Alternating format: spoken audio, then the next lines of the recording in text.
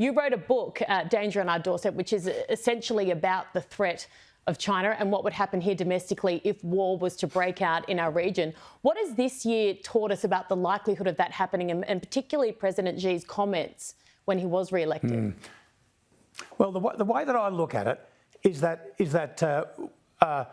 we are unlikely in the first instance to be invaded by China. So ideas of here comes 4,000 Chinese ships packed full of soldiers to invade our continent and take us over. The war that scares me the most, because we are small players, the war that scares me the most is a war between China and the United States with us as collateral damage. And that's what we should do. That's what we should prepare for, and that's how we should see our future. Now, I don't believe that the Chinese are going to, in the first instance, again, attack Taiwan.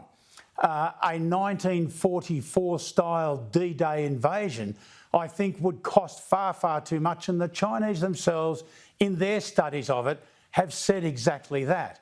But a reliance on the Americans, an over-reliance on the Americans, is no good for us either. We have got to stand on our own 2 feet. And any of your viewers, Erin, who would like to see the way I believe that a regional war between China and the United States with us as collateral damage will develop, should read the book that I wrote about, that you spoke about, Danger on Our Doorstep.